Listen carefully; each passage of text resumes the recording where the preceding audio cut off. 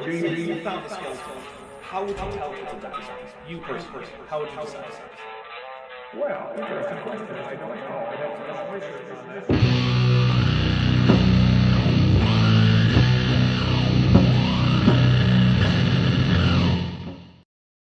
All right, hey everybody, welcome to Jackson with Jackson 12. Has evolution made a monkey out of you? Which the answer to which is probably yes. Yeah. Yeah, which is good. I don't think there's anything wrong with being a monkey, but that's okay. Vandalia 1998 for $5 says, not only have they made a monkey out of you, they might also make an Archean out of you too, with a Mothra emoji. So we'll take a quick drink for the Mothra emoji, which is one of our triggers. So yeah, eukaryote nests within Archaea, basically, as far as I can tell, based on the latest work. Is that accurate still, Jackson? Yeah, it seems Asgard, Archaeota, and Deepan and Tak are all more closely related to eukaryotes than they are to Yuri Archaeota. Oh. Alright, so before we actually really get into this, I want to say a thank you to my audience broadly. Last time I was on Saturday, I let you guys know about a death in the family, and I was a little back from the Discord. I was still making all of my regular shows. One of the reasons why I have like 4 months worth of videos in the can, in case, you know, I need to take some time away. And you guys left some very, very heartwarming condolences and well wishes in the chat as well as in the comment section, and I really appreciate it. It did help every time I saw that there was another audience member who was sending their condolences. And yeah, it's not been the easiest week. I think I took a half day today because I realized as I was writing a script, like, gee, I'm getting way meaner than I really want to be with this script. So I only did about 4 hours of scripting today. But that being said, we're not here to talk about that, really. We're here to talk about Bad Jackson, Dr. Charles Jackson, PhD in how to educate people, which I suppose could also be used in how to miseducate people. And we're here to do it with Jackson Wheat. Jackson, say hello to everybody. It's me, Shoobity D. There you go. Jackson, of course, has his own channel, which you should totally check out. It's called Jackson Wheat, so that makes it easy. That's wheat like the grain that you eat. Unless you have a wheat allergy or something. Like you put on your feet. Don't put wheat on my feet. But Dark Law Dragon, who's been a member for 7 months at the tetrapod level, has sent Godzilla, Mothra, Ghidorah Godzilla, so we're going to take a drink for that. Because, in case you guys don't know, this is in fact the Tuesday drinking show. Because why not have a drinking show on Tuesday? Oh, and Sarah Talbert says for $5, AIG is a bag of pickled peppers. We're going to take a drink for that, and then we're going to explain it in a bit. So, we have some drinking rules for this. I'm drinking some whiskey Coke. Jackson, what do you got? I have Arizona Mucho Mango. There you go. Also, Science Simp 96 for $5 says AIG is a piece of luggage full to bursting of pant snakes. So we'll take a drink for that, too. And I forgot, we are now, what, on drink 3? So we're going to make sure we do that. Maverick Ronin, there it is. I was going to go in between Maverick Cronin and Maverick Ronin. I'm going to go with Maverick Ronin.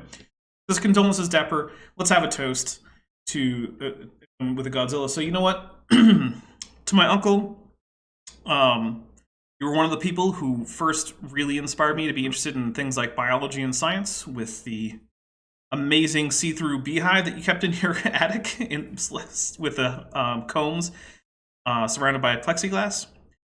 And that was really cool. So, cheers. You're already missed. All right, so, guys. The drinking rules, now that we've had several people trigger drinks, we're going to start going through them.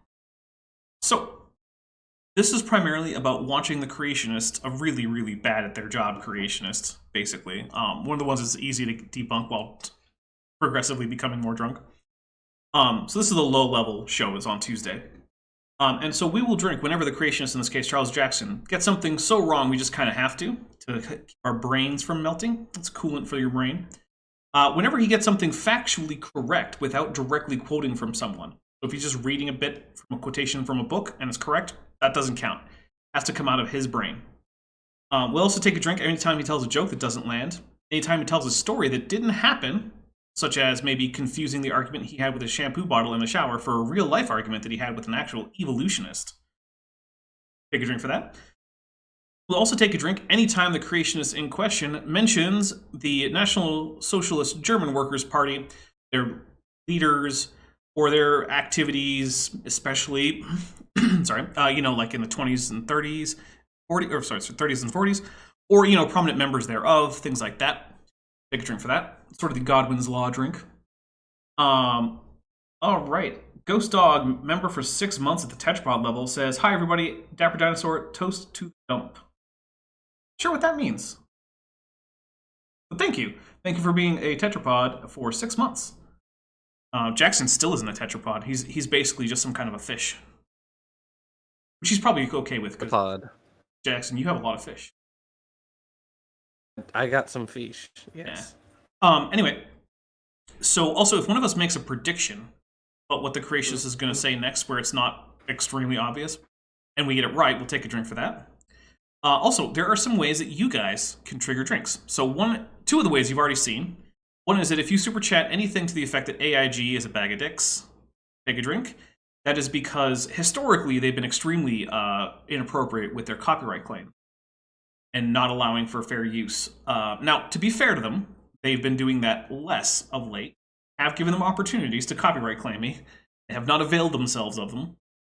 So, but you know what? It's fun anyway, so we're just going to keep doing it. Also, you guys can trigger a drink by sending one of the kaiju emojis, which you've already seen all of them. There's Godzilla, there's Mothra, there's King Ghidorah. And those are only available to channel members, which also ties into the final ways you guys can make us drink, which is that if you send gift subscriptions, which you can, we will take a drink for each gift subscription. Now, if you want to receive one of those, you have to opt in. I don't remember exactly how, but it's not very hard. I know because I've known a bunch of people who've managed it while I was streaming, while still chatting. Yeah, they're assigned randomly, and it gives you access to all the fun channel stuff, like early access and stuff like that. Anyway, Jackson, are you ready for some Bad Jackson now that we've already been going for like 10 minutes? As ready as I'll ever be. All right, guys, if I forgot a drink trigger, which might have happened, I'm sure I'll remember it. And sometimes I make new ones up just because, again, it's like coolant for the brain. And sometimes my brain feels like it's going to melt with all this creationist stuff. Anyway, here we go. And that's why I'm picking on this. But Oh, by the way, he's talking about Homo naledi as like the latest, greatest thing in human evolution. I'm not sure exactly what year this was given. I think it was a few years ago. And also, for some reason, it's got a weird color grading on it. So deal with it, I guess. I'll show you all the other ones, and we can go into detail on any of them that you like. Fred Spoor, who was very famous for research in Homo habilis, handyman, and Homo erectus, upright walking man. He's from University College in London. He said he doubts that Homo naledi was a direct ancestor of modern humans. Yeah, I do too. That is facts. So, okay, Right, though. Here's the thing, right? Charles Jackson wants the March of Progress to be the way that modern science understands human evolution. Because it's the version of evolution he can understand. A leads to B, leads to C, so on. Right? All the way until you get to, Homo sapiens. But the thing is, that's not how evolution works. It doesn't just go in this single line of, like, organisms where there's no splitting and no dead ends, anything like that. That's just not how it works. The family tree of Homo sapiens is full of little branches that don't exist anymore, but that still did exist, and still give us a picture about what hominins were doing when they existed. So, DM says, why does it matter what the names translate to? Ultimately it doesn't, but I think it's actually kind of cool to know what they are, in case you don't already have enough background in Greek and Latin to translate them yourself. So I actually don't mind him giving them. I think it's actually a pretty reasonable for him to do. Jackson, do you have a thought on that? Oh, I mean, I did it in a couple of my Ancestors Tale videos. I mean, the one on Homo habilis was the handyman's tale. Yeah. It's So, just saying what the Latin means. That's all. yeah, I don't think I it's think he needs to say it every time, but yeah, it's not important, but it's one of those things where like I like knowing what they mean. When I read a paper describing a new species, I usually check the etymology on the binomial. Although if it's going with Latin or Greek, I usually can figure it out without checking it, but I'm just bragging now. Here we go. The possibility that he needs Homo to say it like every single time he says Homo erectus, but yeah, Well, it's he fine, hasn't whatever. historically, so Yeah. I don't think he will. naledi deliberately disposed of bodies in the cave is interesting and intriguing, but will also be controversial because they found all the fossils in a cave. It was a very small cave. So it's not just a very small cave, right? It was a cave that was like one person had to like crawl through a little tunnel, and then there was a big drop off at the end. Like this was not a place where you would just hang out in, right? It's deep into a very hard to get to cave. Unless you're a really cool kid. Right. Yeah, the NB says maybe he's trying to show how smart he is. Yeah, that could also be it. So it will be controversial, right? Because Homo naledi is long enough ago that having an intentional burial site would be surprising because, we don't have a lot of evidence of many hominins until the very latest one doing intentional burial and funerary ritual, things like that, right? But the idea that we've actually found a grave spot where a population was intentionally leaving their deceased members is a pretty wild thing. That involves a lot of cognitive complexity that we probably wouldn't have been expecting, which is interesting. And yeah, no, Homo naledi was probably not a direct ancestor of modern humans. They don't need to be. Because the thing is, picture of human evolution doesn't just involve your direct ancestry. Jackson, what book is it from where there's the analogy? I think it's a Dawkins book where he says, like, line up your mother and your grandmother and her mother and all your mothers going back as far back in time as there are mothers. And then start walking down to see. That may be a Dawkins. I wouldn't be surprised if that were a Dawkins quote, but I don't know specifically. Imagine this, right? Okay, so you're getting down and you're walking back with all these ancestors of yours, right? And eventually you get back to the point where you share a common ancestor with Homo naledi. Well, if you then start to want to go forward and have the full picture from that point forward, you're going to have to look at the other branches that don't actually end up leading to surviving members today, right? That's part of the story. It also tells us things about, are there kinds of trends in human evolution? Is there a trend towards greater cognition? If so, why? If it happens in multiple lineages, why is that? What is it about the Homo genus that tends towards increased cognition even in branches that don't lead to Homo sapiens? I don't know. I'm not a bioanthropologist, but it would be pretty cool to find out. And this is the kind of research that you do to find out. So while, it's just Charles Jackson being upset that evolution isn't the straw man that he made up for, and that no one cares. Yes, yeah. I can think of a similar-ish Dawkins bit where he says, if you think of like the common ancestor of rabbits and leopards, it's like as you go back from today towards their common ancestor, you will get less rabbit-like and less leopard-like until you get to that common ancestor, which is neither a rabbit nor a leopard. That also sounds like a Dawkins thing. It is. That was in Greatest Show on Earth. Okay. That's what I was saying. That's what I can. It sounds kind of like it, but that's not quite what it is. Well, I might just be misremembering the Greatest Show on Earth, so that could also just be it. I mean, I'm not saying you're wrong. That it's very possible that you are correctly remembering a Dawkins quote. I don't have all of his very many analogies. Yeah, that's fair. He so likes to use analogies. That was actually one of the criticisms of Selfish Gene was too many analogies. He used too many analogies. Actually, yeah, he made his argument was too buffered by analogies rather than actual examples. But regardless, the other thing was with acknowledging death, there are a few other fairly cognitive organisms that recognize dead organisms, like elephants will like touch the bodies of the dead or the skulls of the dead, and they'll at the very least, maybe we're anthropomorphizing them, but they at the very least seem to like pause for a moment and consider what they're looking at. Yeah. In a way that they don't do with the bones of other animals. Right. And chimpanzees also have been known to like, they'll gather around a dead individual and all kind of look at them. They've been known to console the mothers of dead infants. Right. Oh yeah, like, and ants have graveyards. I don't think that they're necessarily. Yeah, that's somewhat different. I think that's just a keeping things clean kind of deal. Yeah, they do. Yeah, fun fact: they do have like particular spots where they bury the dead, which I think is kind of interesting. Yeah, so especially if they have if like ants parasites and stuff. Yeah, if ants die in the colony, they get removed. Their bodies are removed. I think that's mostly an evolved instinct to keep sanitation in the nests going pretty well. But it's just also a fun little side fact. Yeah. All right. Well, let's keep going with Jackson.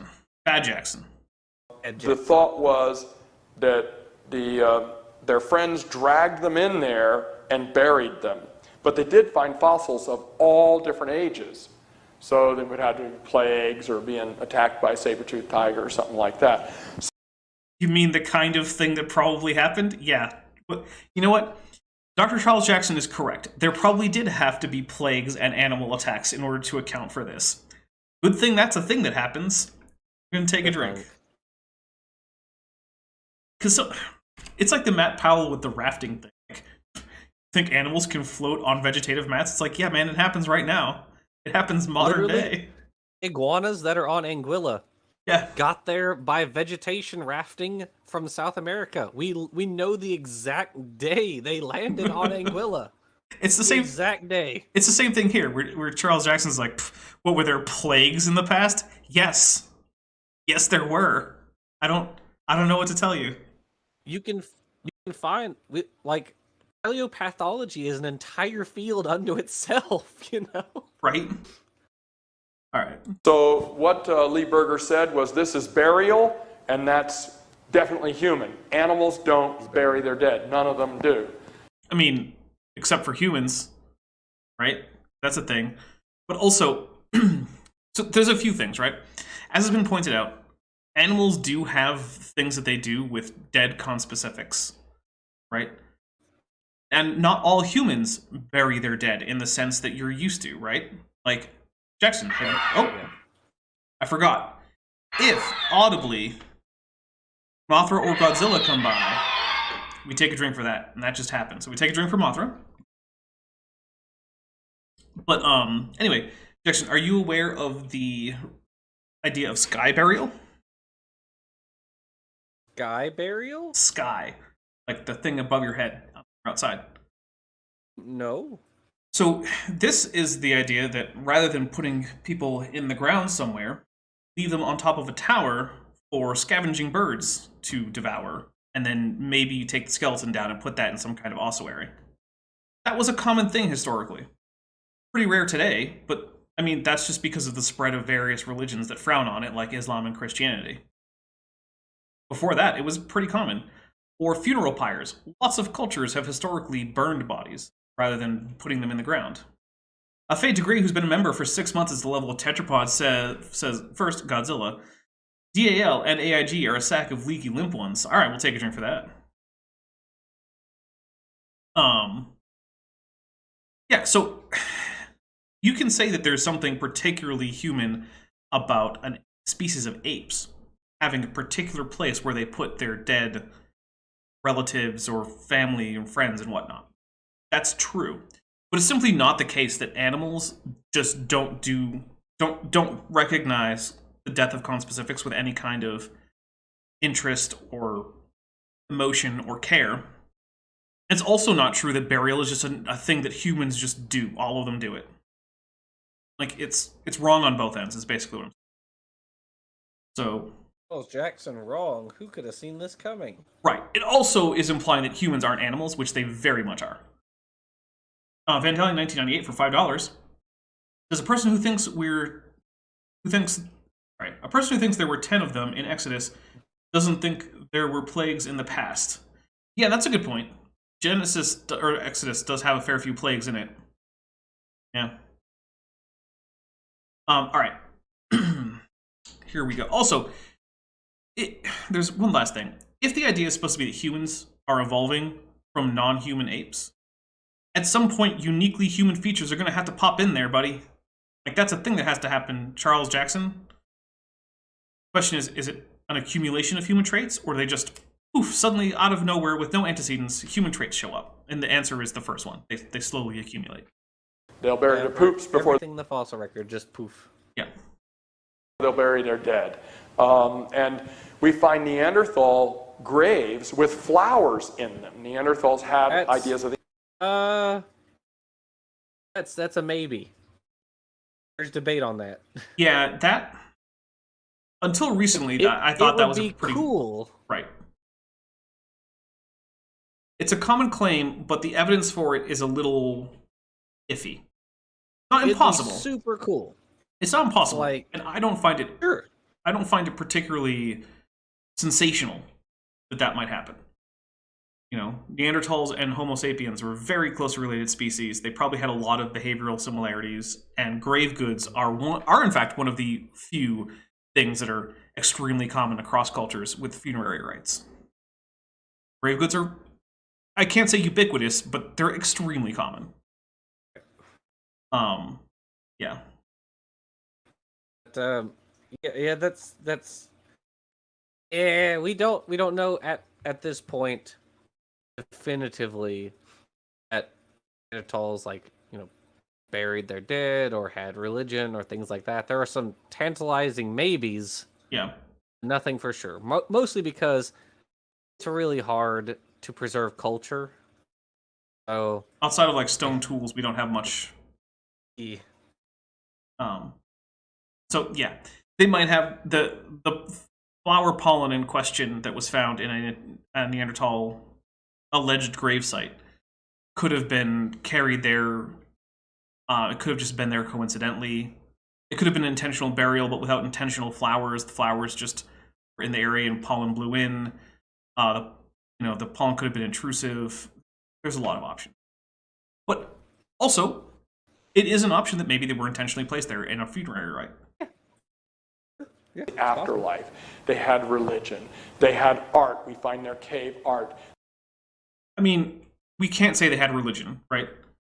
Humans who don't follow any particular religion still have funerary rites because they find it important to honor their loved ones who have died, right? They find it important for their own reasons to memorialize them, to remember them, to mark their passing.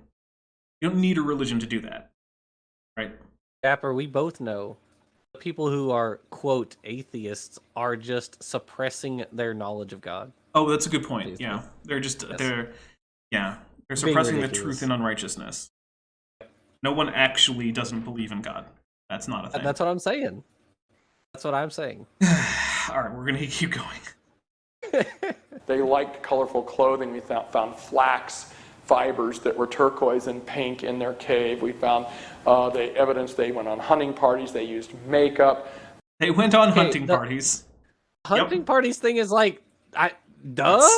Chimpanzees use hunting parties, my dude. We're gonna send Jim out to go kill a mammoth. I hope he comes back. I mean, hunting parties are so basic. It's not even just a human thing, right? Like lions use hunting parties, chimpanzees use hunting parties. This is baboons use hunting parties. Like the idea of, hey guys, let's all go kill something so we can eat it is so basic that you don't even need to be able to say, hey guys, let's go kill something so we can eat it. You just kind of have to go do it, and then other members of your species and your social group will be like, yeah, that seems like a good idea. I'm hungry. And they'll just go. But that's a uniquely human feature. Yeah, no, only humans have hunting. My goodness, I'm just taking a drink for unique human features, including hunting party. There are no social predators other than Homo sapiens, guys. The only group that does it. even a bare bone with holes drilled in it like a flute. Some people are trying to say that was, wolf tooth marks, but evidence, very good evidence that everyone agrees now. I mean, I wouldn't be surprised if they had instruments, Mhm. but I don't actually know if that's been verified at this point. Well, so here's one of the things, right? I on the one hand, it's cool the more interesting stuff we find out about what possibly we can about Neanderthal culture, right? Yeah, absolutely. But no matter how sophisticated their culture is, it doesn't do anything to demolish anything about human evolution, because the consensus among, like paleoanthropologists isn't that Neanderthals were simpleton brutes, Right. couldn't do more than grunt at each other and didn't know how to hunt in a group, because apparently they're dumber than wolves. That's not the consensus anywhere, right? Everyone acknowledges that Homo sapiens and Homo neanderthalensis were extremely closely related species. We're thinking of like bobcats and lynxes, right? Yeah. These are extremely similar species that have a very recent divergence time. You expect them to be both physically and behaviorally similar, and they almost certainly were. And sure, in the past, before the relationship between the species was well established, yeah, people did think that they were, primitive, brutish bullies who probably punch you sooner than talk to you. But that's not generally the idea now. So, no matter, even if Charles Jackson were 100% right about all of this, and Neanderthals were essentially identical in behavior to Homo sapiens, which that does not seem likely. Even if it were true, it wouldn't change anything. It's not an argument. Eric Hamian for $20 says, "Ain't no party like a hunting party, because a hunting party hopefully won't end in disaster if you're lucky." Yes, that is true. Hopefully it will not end in disaster. Although, given the fractures and healed bone breaks in Neanderthal skeletons, they frequently ended in some kind of disaster for at least someone. I don't know if you guys know, but Neanderthal skeletons, by the time they get to be adults and then die, especially if they're older, full of broken fingers, bones, legs, broken arms, broken ribs, you name it. Neanderthals lived a rough life. Yeah. And then Dark Law Dragon for $2 says, "AIG is a bag of skin flutes." All right, we'll take a drink for that. Oh, and you sent a Godzilla emoji. All right, guys, we're gonna hit play.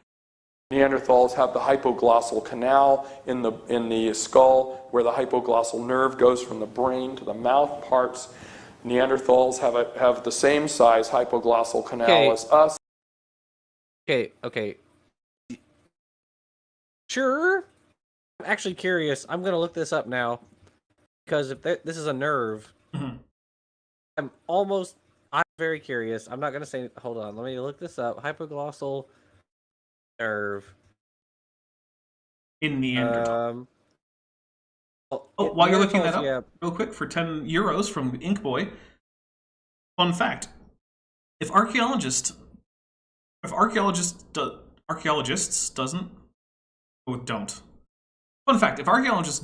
know what for item was used for, I'm going to try and get this one. If archaeologists don't know what an item was used for, then it was named a religious purpose. Same goes for fertility icons. AIG is a bunch of religious purpose put in a bag. Take a drink. Okay, I found the thing I was looking for. All right, real quick, I'm just going to give some background on Inkboy Super Chat. Archaeologists have a well-known tendency to find phallic objects and then just say, well, it was probably some kind of fertility ritual. Yeah, that is one option. It might also be the obvious reason for which phallic objects are frequently manufactured today. Who knows? Yeah. Jackson? Pepper, do you know who else has a hypoglossal nerve? Is it chimpanzees? Literally all amniotes. Oh, well, but is it the same size as the human one? Probably not. If it's just a matter of size, then that's kind of lame. Well, apparently that's what Charles Jackson cares about. He really cares about the size. It's just it says cranial nerve that innervates all the extrinsic and intrinsic muscles of the tongue, except for the palaedoglossus, which is innervated by the vagus nerve. It's literally just a normal It's just a normal nerve. It's how you move your tongue That can- around. All amniotes. So, like, that's... Okay. Oh, actually, the size of the hypoglossal nerve, you're going to love this, as measured by the size of the hypoglossal canal, has been hypothesized to be associated with the progress of evolution of primates, with reasoning that larger nerves would be associated with improvements in speech associated with evolutionary changes. This hypothesis has been refuted. Wah, wah. All right, we're going to take a drink for Charles Jackson thinking that big ol' hypoglossal nerve canals is important for speech.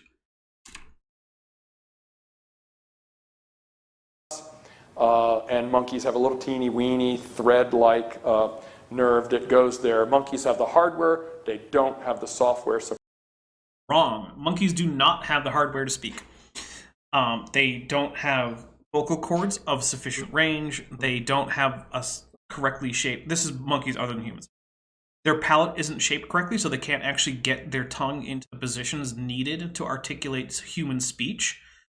Their teeth are in the wrong places, so that air will escape from the mouth incorrectly if they were to try to use any kind of dental sounds or to seal off the air in their vocal apparatus the way that humans do for things like plosive sounds, or to direct airflow like humans do for fricative sounds, things like that. They often don't have the right lip shape to be able to make the rounded vowels that humans make. Their hyoid bone doesn't give them enough control over their vocal apparatus that they can do things like modulate their tone of their voice. Like, physically, if you gave a human complete control of a monkey mouth that isn't a human monkey, because they could control it as well as their own, they had all their knowledge of whatever languages they speak, they still couldn't actually get that monkey to make intelligible speech sounds. They just can't. So, yeah, it's not the case that monkeys have the hardware but not the software. The ability of humans to make speech is not just a neurological phenomenon. There are specific physical adaptations that the human vocal apparatus has undergone to allow for a wide range of distinct sounds to be uttered by a single apparatus. I almost feel like getting into the phonetics, but I feel like people might leave if I do, so I'm not going to. Anyway, yeah, no, we're gonna drink for monkeys could speak, but they're too dumb. No. support to talk. They have thoughts, but they can't vocalize like we can. But Neanderthals could. Maybe. So That is also extremely debated. yeah, here's the thing. Their mouth shape was probably sufficient, right? But we're not sure about things like their hyoid bone and their vocal cords and things like that. They probably wouldn't have sounded just like Homo sapiens. They almost certainly vocalized, right? Like, vocalization is pretty universal in primates. I don't think there are any primates that don't vocalize to communicate. Maybe there are. Erica would probably know. And they probably had sophisticated vocalization, right? Because we know that many less intelligent primates than Neanderthals almost certainly were could make various sophisticated vocalizations. So I think the most likely case is that Neanderthals were somewhat intermediate between humans and other primates in terms of their vocal range and the sophistication of their utterances. But of course, one of the problems is that one of the bigger mysteries in linguistics is just the origin of language in the first place. And so we can see the evolution of anatomy associated with speech, but that doesn't necessarily mean that the behavior of speech is developing directly in tandem with that. Also, it gets into things like how do you define what a language is versus a complicated signaling system that is non-linguistic. There's a whole lot that you have to go into before you can make statements like Neanderthals could speak just like humans. No, they could. They very likely could not. They may have had their own manner of speaking. In fact, Jackson, you ever read In the Clan of the Cave Bear? Oh, sir. Well, they call it prehistoric fiction, right? It's about a Homo sapiens girl who ends up, through misfortune, being taken into a Neanderthal clan in Europe. Raised by them and struggles to adapt to being raised by another species. And one of the things that the book uses as its hypothetical idea is that because the Neanderthal vocal apparatus is not quite as sophisticated as Homo sapiens, that the Neanderthal populations are supplementing their relatively simple verbal utterances with hand gestures in a sort of combined sign vocal language. Okay. I mean, that's Interesting. a perfectly valid possibility, right? Sure. That the little bit that I did read about the evolution of language while doing the Ergast tale did also pose the question of what role hand signals had in the evolution of language. Again, we don't know. Yeah, we don't. Paleo, It's who part is of Paleo Logos, says, you know that video I made about the hyoid bones? I found out the Homo erectus bone, which I talked about, was redefined as a vertebral fragment. Yeah, that's one of the trouble with hyoid bones, is they kind of look like the neural arches of vertebra. So, sorry, Jackson, what were you? Oh, it's just that's another thing that's like languages don't get preserved, and there are a lot of really interesting questions about how language relates to consciousness and how it originally arose and all this other stuff that can be very difficult to tease apart because we're not gonna have no one's gonna find like an Australopith brain in the fossil record and be like, aha, here we go, and like do histological scans on it or something. So we're just kind of in the dark. Yeah. I mean, we can't make decent guesses at a lot of stuff based on the available data, but yeah, there's a lot that we just simply can't know. Unfortunately. All right. Here. We have anatomical evidence they could. Their brains were larger than ours. But also, which parts were larger varied for them, right? So, speech isn't just basic brain volume. I know that encephalization quotient is a measurement that people often use to approximate intelligence in various species, but on its own, it's not enough. You can't just say that Neanderthals had a bigger brain proportionally than humans, therefore they were smarter. It doesn't work that way. And you can tell it doesn't work that way because it doesn't strongly correlate within Homo sapiens. Yeah. Now, sure, if you have someone with actual microcephaly and their brain is much, much smaller, that does correlate with a lower intelligence. But it's not like you can just measure any two people's brains to body mass ratio and figure out which one of them is going to be smarter. Not going to work that way. Homo neanderthalensis has now been reclassified in all of the newer classification books and magazines and research paper articles and museums as Homo sapiens. Don't do it. You did it. No. You did it. We're going to take a drink. That's basically the opposite of what's true. That's so wrong. For a while, there were some people saying that Homo neanderthals or Homo neanderthalensis was actually Homo sapiens neanderthalensis, and that Homo sapiens, as we think of it now, was actually Homo sapiens sapiens. But that has gone by the wayside with the addition of genetic sequencing for Neanderthals. It's just not a thing anymore. I don't think that's been used seriously yet. It's actually the opposite. People have gone away from that. So, whenever this was done, he already had data on the Neanderthal genome. This debate was already settled because if he's mentioning naledi, this debate was already settled by the time he wrote this talk. Yeah, years ago. No, he's just flat wrong. Yeah, and I have trouble imagining he doesn't know. All right, here we go. We're Homo sapiens variety sapiens. They're Homo sapiens variety Neanderthalensis. Just take it. So we're both Homo sapiens now. Homo heidelbergensis, Heidelberg man, is now classified as Homo sapiens. No. Also no. That's so wrong. That's so. He's just making this up. Wrong. Literally, no one says that except Kent Hovind, maybe. Yeah. No. This is just not a thing, everybody. This is just made up. It's like saying that the Indian elephant is just Loxodonta africana. Yeah, maybe in 1987 that would have been a reasonable thing. We're gonna need a citation on any of this stuff there, Bad Jackson. Where's my Why citation don't you videos? just admit? Don't you just admit that Homo heidelbergensis is just Homo sapien, you coward? There it is. Then it worked. Sorry, my OBS was just like, I don't want to play a video. I don't have to. You can't make me. Anyway, here we go. Let's see what other things he just says are now just classified as Homo sapiens that aren't. Homo erectus. I'm predicting Homo erectus. I want Homo floresiensis to be. God. Oh, you're probably Homo right. sapiens. Okay, yeah. How many ever heard of Cro-Magnon? Yep, that's Homo sapiens now. You got it Yes, right. but You that's okay. Yes, but it's not even just Homo sapiens. It's anatomically modern Homo Right, sapiens. it's not even They're archaic. literally just us. but you know, I'm gonna take a drink because he got it right. Cro-Magnon man is Homo sapiens. And now Neanderthals are Homo sapiens. You see, we used to have all these little monkey people. No. These little He's monkeys. like, what he's doing right now is,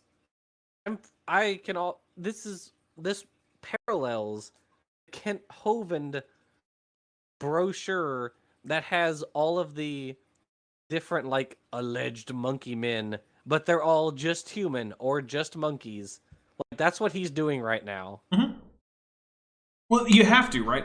Because look, there's a fossil record of all of these organisms, many of which are clearly not modern humans, and many of which are clearly very similar to basal Miocene apes, and a whole bunch which are in between there. And if you're going to go with humans are the special creation of God, they're not related to anything else, there's no transition between them and other species, then you're bound logically to say that every organism you find is either in the human group or not, and that it's a closed group, and that there's no like continuum problem where things become more or less human. No. Either they're human or they're not. You have to say that, because what are your other options? There really aren't any. The problem is that there's no way to draw that line without controversy and without good reasons as to why you should draw it elsewhere, which is one of the reasons why not only did different creationist groups differ in which hominins they count as part of the humankind, some creationists go back and forth on different groups depending on which day of the week it is. There's no consensus. It's like the flood boundary. There's no consensus about something that should be very obvious if it's true. And there isn't any, which probably indicates that there's just nothing there. All right, here we go. Turn into monkey-like people, and then into people like monkeys, and then people. But now, according to the creation model that God created everything separate, you never did have monkey people. God made monkeys. Well, except that people are monkeys, so if God made humans separately, he still made them monkeys. I mean, what do you have to do to be a monkey? You gotta have a dry nose, okay? You gotta have an enclosed eye socket, okay? There are particularities of the shoulder joint, which humans have anyway, so okay. Grasping hands, yep. Enlarged brain, yep. Dental formula, right? Yep, you have to have the proper dental formula of, was it 2, 1, 2, 3 on both top and bottom? Yeah. Humans get all the monkey things. Nails instead of claws. Yep, nails instead of claws is a big one. That's for primates in general, but yeah. Yeah, so, humans are monkeys. Yeah, humans are very, very much monkeys, no matter what you think about evolution.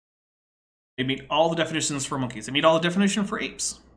Silver Harlow for $5 says, wolves called, they'd like to invite you to their parties, and you don't need to come armed because they are totally not hunting parties. Oh, thank you. Made people, and there were never any monkey people, and now all of these things are being re-looked at as either monkeys or people, and the missing links. They're bad Jackson. That is not happening in paleoanthropology. Right. You had to lie to tell people that that's just broadly what's happening in paleoanthropology, when in fact the opposite is what's happening. The picture is getting even clearer and clearer, that there's no line that you can draw through a group of organisms and say, on this side, human, on this side, not human. Like, when you look at Homo erectus, for instance, they have an enormous variation in terms of cranial capacity. Like, oh yeah, way bigger. All humans? Are they all humans? Are some of them humans and some not humans? Where do you draw that line and why? Why is it that Homo habilis and Rudolfensis have like really similar cranial capacity to like the Australopiths, and Homo erectus takes off? So like is Homo habilis related to us? Is it not? No, like It depends on which creationist Where you we draw ask these on which lines. day.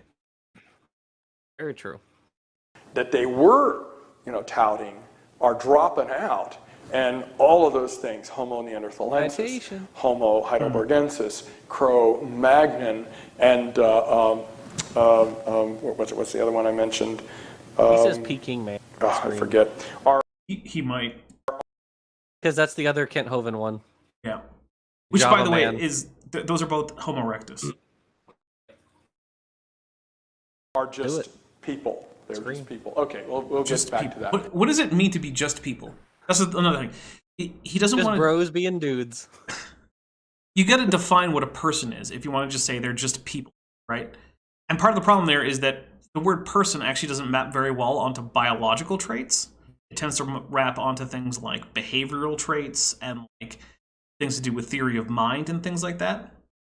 So, yeah. But the thing is, if he just says that, well, they're just humans, okay, well, now you need a rigorous definition of what a human is in terms of physical biology. And then you need to be able to apply that consistently. And I've yet to hear any creationist do those things. So, Wonder why. weird, right? Now, I have... For the creationist, it is also hard for like anthropologists or just anthropologists to differentiate like humans behaviorally from other primates. Like what actually separates us? And I did a whole video on this. It's Cro-Magnon's tail, because that is how you correctly pronounce it. In that video, I talk about what makes us human. Is it our tool industries? Is it hyperprosociality? Is it like an increased capacity to learn like certain rituals and things?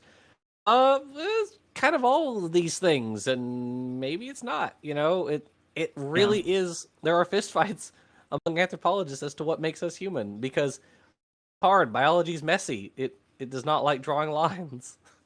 Yeah, it really is. All right, here we go. Susan Anton, who is definitely not a creation sympathizer, she said some very harsh things about us. She said, the fossils are fabulous and a bit confusing. Doubts about whether the new finds come from an early Homo species at all. All I'm Okay, I'm going to take... Can be confusing. I'm going to take a drink for... Okay. Here's a cool thing about science that people might not know, especially if you're a creationist. When new data comes in, it's not going to be immediately clear what they mean for existing hypotheses and interpretations and how that might need to shift or what these new data actually represent, things like that. So yeah, every new find is going to raise questions. That's a good thing. That's how science progresses. Like, does Dr. Charles Jackson think it would be better if evolution just kind of, or scientists in evolutionary biology and paleoanthropologists kind of like brushed their coat off and said, you know what, that's it, we know enough about biology and evolution and the history of the evolution of the human species and whatnot. Let's just go drink. Let's not worry about this anymore. Let's just stop. As fun as that sounds, I think I would have problems finding a job at this point. Well, yeah, there's that. But like, it seems to be like that's what he would think the ideal scientific enterprise would be. At some point, you're just like, nah, it's going to be too much work to integrate new finds. Let's just not. Let's just go home. So, things to sort of to bring a parallel to what he's talking about, like Homo naledi, as we discussed last time, was a bit of an oddball because it's a mosaic. That doesn't mean it's a hybrid. That means it has like derived and primitive features.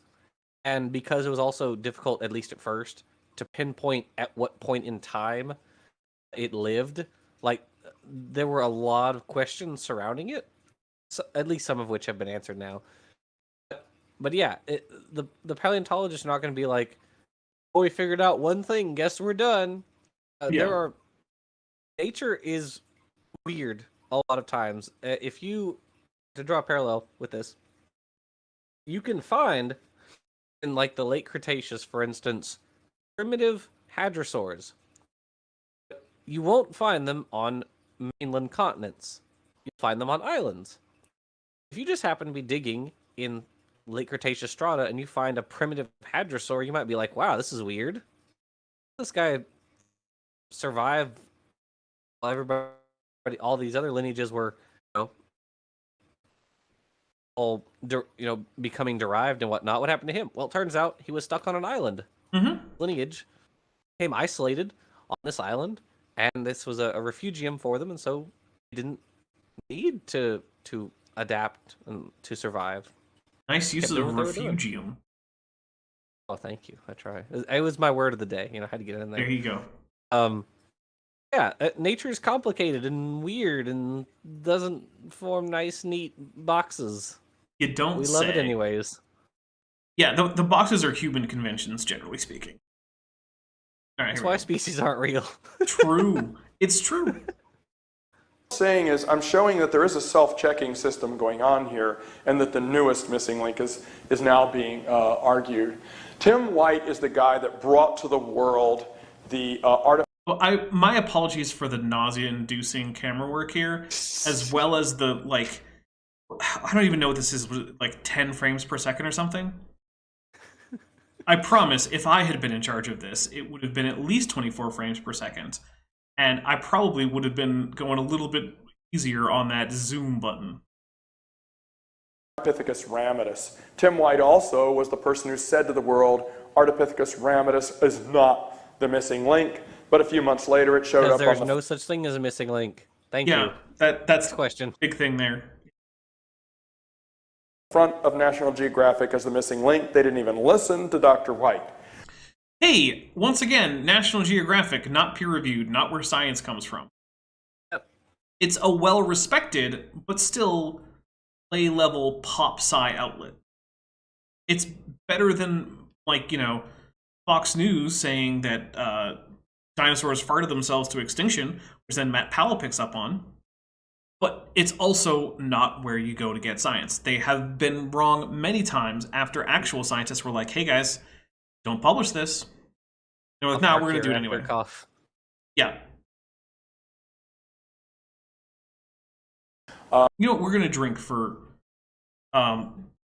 stupid National Geographic being treated like it matters?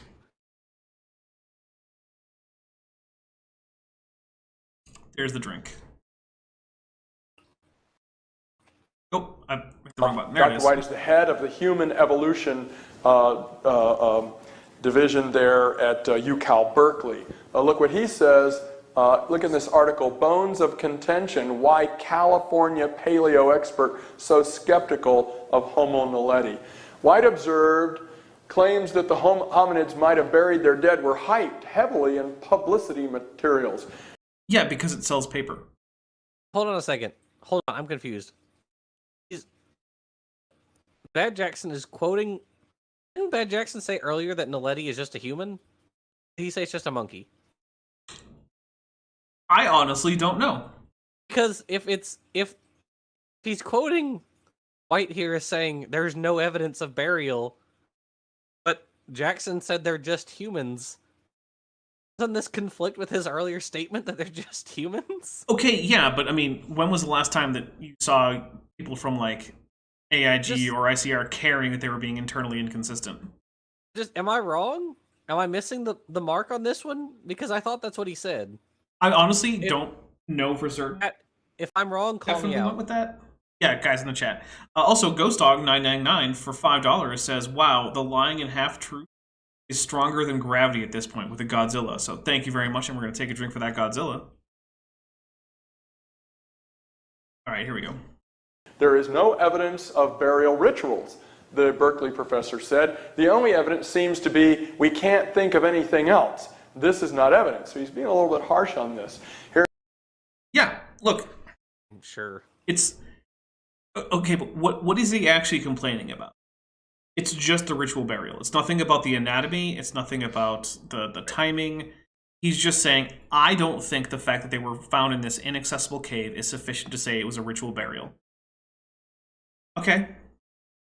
Cool. Cool. I don't know what that's supposed to do to the story of human evolution. Yeah. Here's Dr. White with some of his students at UCal Berkeley, and it says Berger's findings are probably South African representatives of Homo erectus, or upright walking man, who also White is pretty much an expert in the evolutionist community on that. The Homo naledi cranium is similar in conformation and size to Homo erectus. White said in a recent interview at his Berkeley lab, I wrote a text on human osteology. Also, I teach a class on variation in humans, bone variations in humans. Many of the characteristics that claim, that Berger and his friends claim differentiate Homo naledi from Homo erectus are differentiations that vary within our own species. So you look at that and you realize these claims of a new species are a little sketchy. Hold on. That differentiate said during a recent interview in his Berkeley lab, I wrote a text on human osteology. Also, I teach a class on osteological variation in humans. Many characteristics that Berger and company claim differentiate Homo naledi vary within our own species. So you look at that, you realize claims of new species are a little sketchy. Okay. So maybe this is basically just a lumper splitter argument, right? Is Homo naledi sufficiently distinct from other Homo populations in the Homo erectus species to justify the new binomial? And hey, guess what, guys? Species are fake anyway. Right. So maybe this isn't the first time. They've tried doing this. So, like we said earlier, Homo erectus varied tremendously its cranial capacity and also like its actual physical stature. And so there have been a bunch of different attempts to, by splitters, split it into multiple species, like Homo ergaster, Homo georgicus. Think of any others off the top of my head. But you get the point, right? And whether or not those are valid, like maybe, like you said, the species aren't real, so I mean, you could say some paleoanthropologists are like, yeah, Homo ergaster is fine. It's the African erectus. Others are like, no, they're all erectus, so it's just erectus. Homo georgicus is just like an early Homo erectus. Okay, or maybe it's a different species. Like, who cares? Nothing about the morphology of Homo erectus changes if you call it Homo ergaster. Not a thing. Nothing whatsoever changes. It's just like nothing about Pluto changed when it was classified as a dwarf planet. The physical object remains. By the way, Mackenzie Brown, who's been a member for 8 months at the tetrapod level, says, motion to add paleo expert to drink triggers. Well, there is currently a poll, and yes is heavily winning with 15 votes as of now. So I can't promise that I'll have to abide by the poll, but it will be interesting to see what my audience thinks and wants. So actually, now that we are, about an hour in, we're going to take a quick break, refresh drinks, all that good stuff. So guys, we will be back in just a little bit. Jackson, I will see you on the side of the break.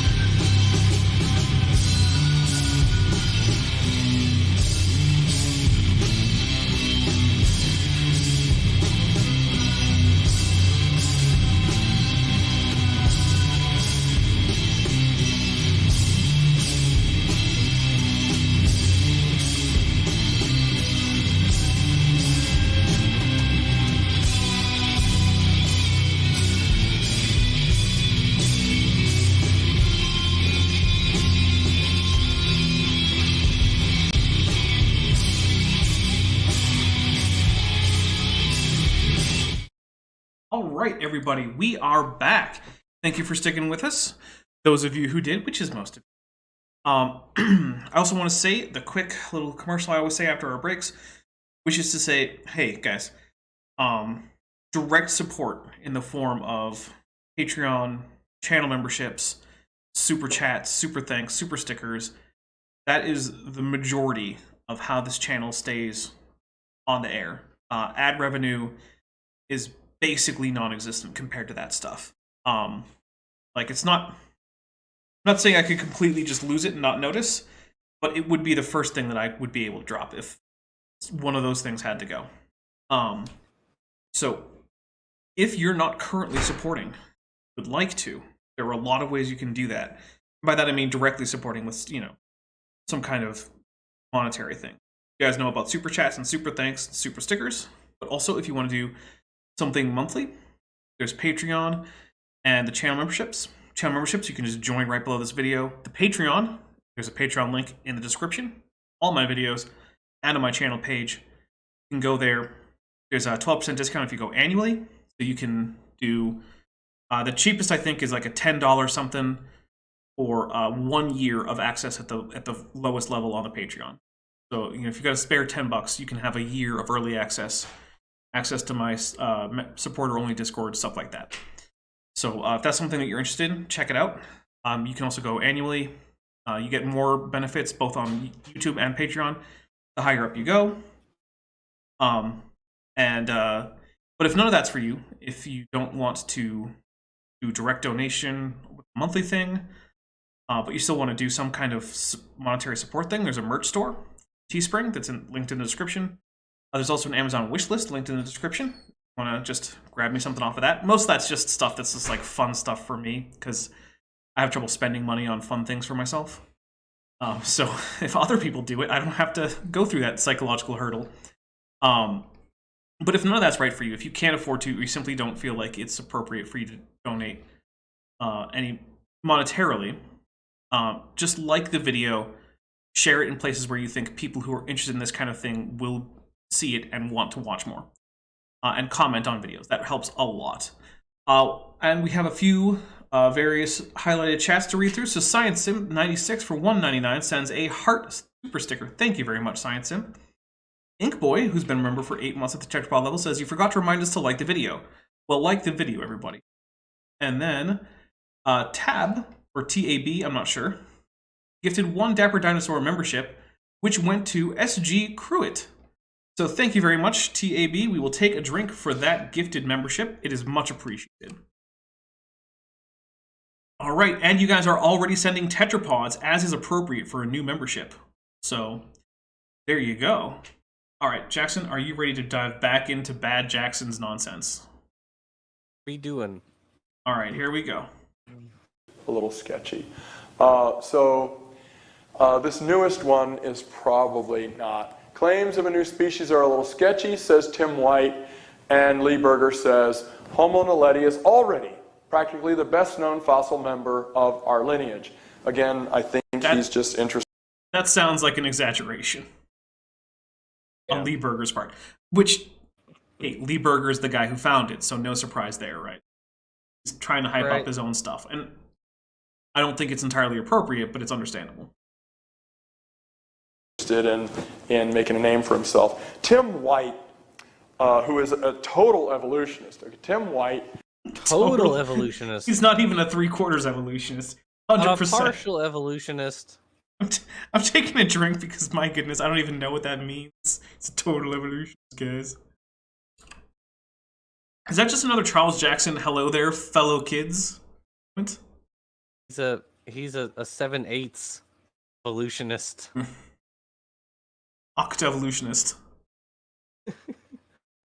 I really appreciated what he did back in the early 90s. Someone discovered a bone and thought it was a collarbone or clavicle of a new missing link monkey human.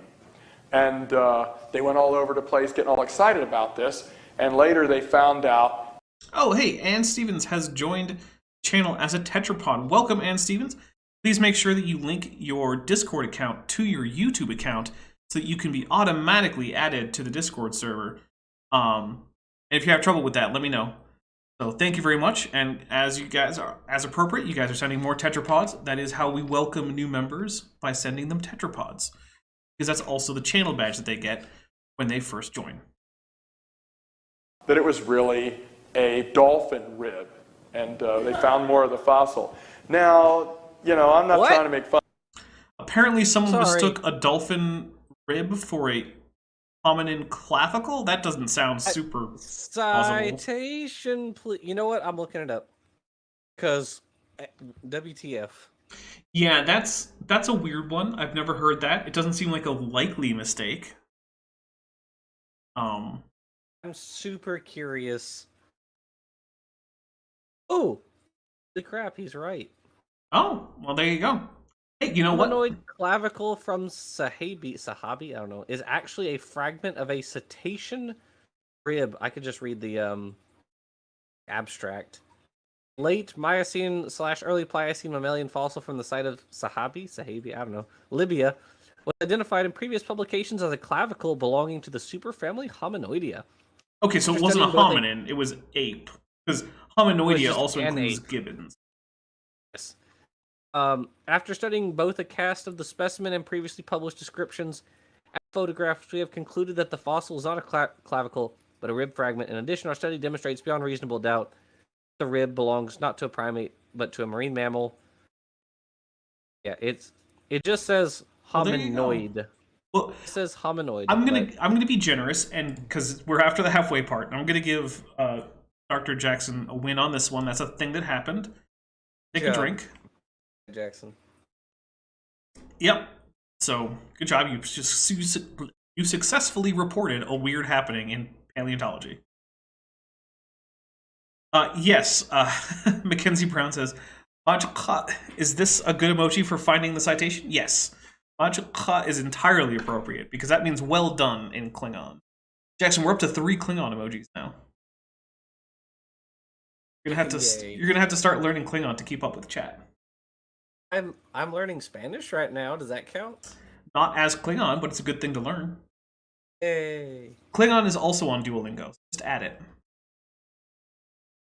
Consider it. Okay. Because they actually went, our bad. Dr. White was the one who lovingly named it Flipperificus. you know, kind of, and he has the ability to laugh at himself. So I kind of like Dr. White because of that sort of thing. Does Charles Jackson think that corrections aren't fairly routine in science? Because they are.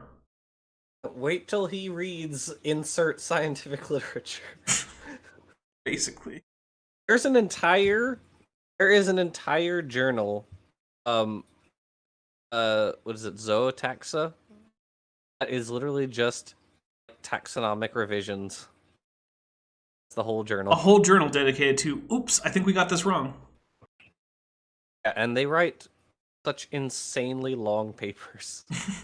That journal. They're like, look, we did this enormous comparison of like thousands of individuals of these two species and have concluded they're in fact the same species. Yay! Like, great. Yay, good job, guys. We did it! We saved taxonomy. So Ed Stevens sends a kapla, which then actually makes me wonder, should that be the next emoji?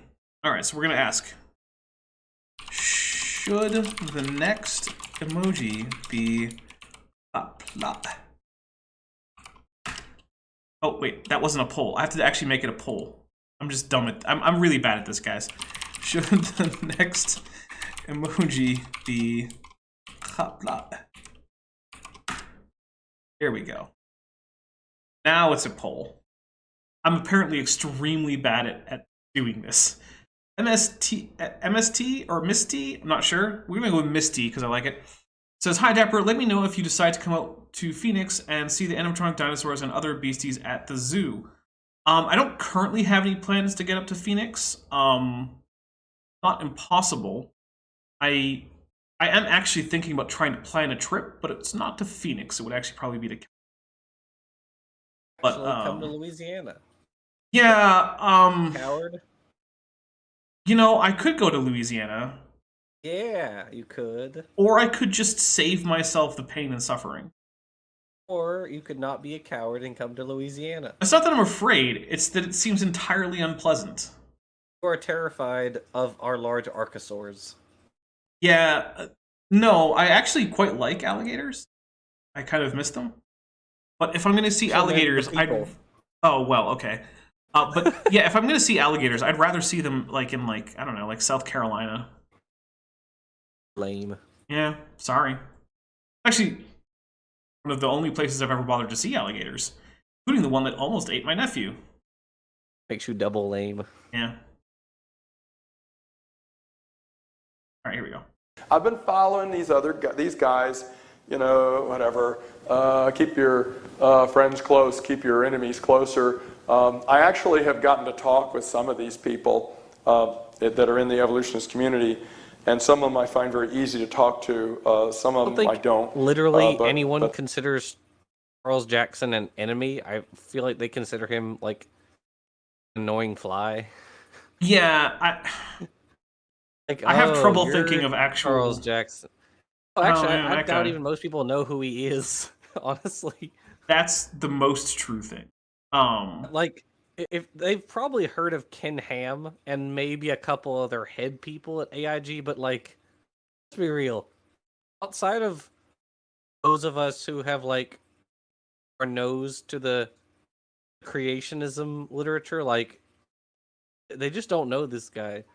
That's kind of the thing with who was it? I don't remember who it was. They were like at a church and the pastor was like, raise your hand if you've heard of William Lane Craig. And like a couple people raise their hand. It's like for the people who are invested in the philosophy or actually invested in the creationism stuff, like, yeah, we've heard of these people, but your average Joe, heck no. I heard of these people. Yeah, that's true. My guess is that very few people will know who Charles Jackson is. But you know what, though? Maybe Quantum, the allegedly upcoming sci-fi series about time travel from a young Earth creationist perspective that might be using some of the same canned assets from Turbo Squid as Power Rangers, will be a smash success, and it stars Dr. Charles Jackson. It's in fact the only place I can find high-quality images of him are in the trailer that I have to screen grab. Because for some reason... Sorry? No, sorry, go ahead. Oh, for some reason, Dr. Charles Jackson is basically allergic to being filmed by anything that isn't a potato unless it's also covered in CGI and stitched into a time travel show. Are you sure he himself isn't a deepfake? That would explain why everything he's in is so low quality. Because he's a deepfake. He's actually just the creation of an artificial intelligence designed to pretend to be a dumbass creationist. Yeah, that could be. At this point, I would not put it past our AI overlords. I really wouldn't. I mean, is it all that much less likely than there actually being a person who's this bad at everything? Oh, he's just naturally blurry like Bigfoot, says DM Wing. He gives off EMP pulses, you know, very, very minor ones. So Dr. Tapioca says, wait, is there a quantum physics YEC TV show coming out? Dapper Dinosaur, need to have you on for that. So I actually don't know how much it's going to get into quantum physics. I'm pretty sure it's just a name that sounds cool. It looks like it's actually going to be Dr. Charles Jackson living in a dystopia where Christianity is banned, because that's likely. Then he has to use a time machine with his traveling robot companion, who is totally the same robot as Evil Tommy from Power Rangers Beast Morphers. To travel through time to prove that the Bible is true all along. And there is a Godzilla, so we'll take a drink for Godzilla. All right, so yeah, I don't know, but look, I'll talk to you if there is a lot of quantum physics stuff in it, and that's also assuming it comes out. It was crowdfunded successfully, but then I haven't heard another peep, so who knows? Actually, That's more not the case. I didn't have a very nice conversation with the president of National Center for Science Education Incorporated, the world's largest privately owned We Hate Creationist group. It was. Is that true? They don't. It's the meme. It's the like Thanos and Scarlet Witch meme. You Oh. took everything from me. I don't even know who you are. Yeah. Yeah. That's what this is. Dr. Kevin Padian. I was speaking at University of Nevada, Las Vegas, and You just love him the night for some before reason. that he was speaking. So I was in the audience and listened to him speak and came up and talked to him some. I was flattered he actually knew who I was. Well, there you go. Unless this is a story that didn't happen. Oh, by the way, I forgot to read out the results from the previous poll. I should probably do that so as to be a good streamer. Roll. Should paleo expert be a drink trigger? 86% say yes, 13% no. That is out of 58 votes. So, oh. But right now, yes is winning with 85% and no with 15 out of 39 votes on should the next emoji be kapla. Which, guys, if you at all care about what the next emoji is, make sure you vote. And I don't actually super care whether or not you remember. So, more like, would you like to see kapla in the chat sometimes? I was like, maybe he had Googled me or something. He picked me out in the crowd. It's the biggest compliment that Evolution's ever gave me. But he did not stay to listen to my talk the next night. But anyway, he was not very nice to me. Yeah. It's sort of like being a famous homeopath, meeting a world-famous neurosurgeon, and then being like, but he didn't stay to listen to me talk about how the less of a drug you take, the more powerful of a dose it is. I wonder why. Yeah, man, I wonder why too. But most of them are fun to talk to. It proves that people who are enemies in a academic arena can get along well. Ghost Dog 999 says, why is he looking at the floor? I don't know. I think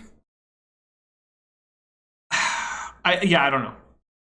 Maybe... I also feel like it's a very big assumption on his part to say that he's like an academic worker.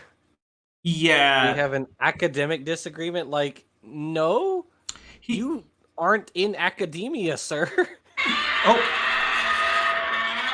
Take a drink. For Godzilla. Like the same way that flat earthers are cartographers. Sure. Which is to say, not at all. He's more or less the opposite of Yeah.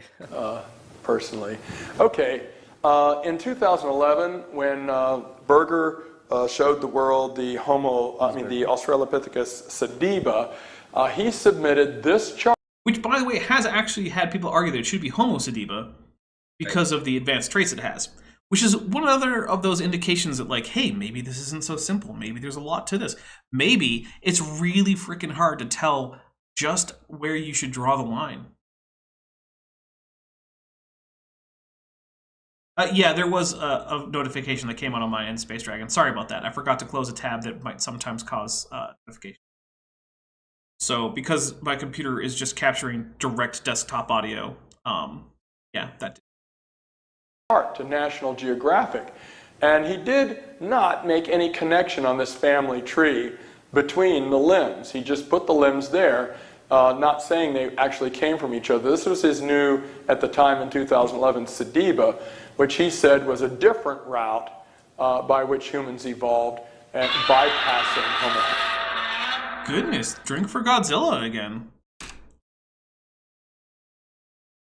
Habilis altogether. Also, to mine, the Australian. This is okay. I've seen this tree before.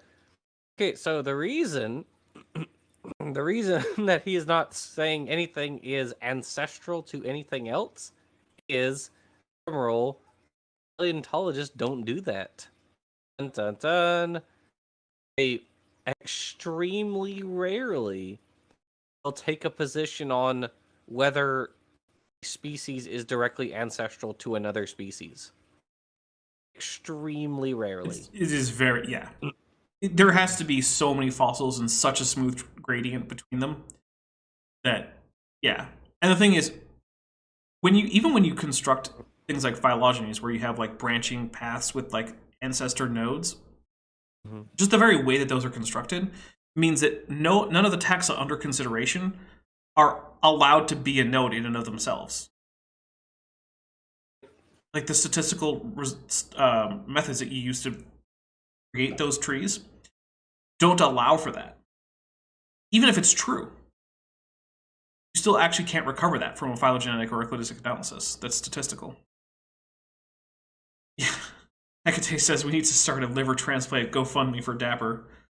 So I carefully modulate how much I drink during these, like how big my sips are, how stiff the drinks are, so that I don't overdo it too much. I still do get fairly tipsy by the end of these, but I've been doing them for so long now that I have it pretty well dialed in, even with different kinds of liquor, different like wine versus beer versus cocktails. And also, it's most weeks, it's also either the only night I drink or one of like maybe 2 or 3 nights I drink. So, yeah. You guys have an outsized idea of how much I drink based on a very specific and non-representative sample of my nights. So, all right, here we go. Pithecus, I'm sorry, the Sahelanthropus chadensis is not even on the chart in 2011. It used to be, but it didn't go well with the genetic data they were looking for, so they dumped. I'm sorry, do we have genetic data for No. Sahelanthropus chadensis? I didn't think so. No, we do not. Let's just take a drink then. Frick. Because, Sahelanthropus chadensis is way too old for us to be very likely to recover any genetic material of any use. Now, that doesn't mean you couldn't recover anything that's still chemically DNA. So, like, if you did, like a chemical test for DNA, it might actually ping on something as old as Sahelanthropus chadensis. But the question is, can you then sequence it, right?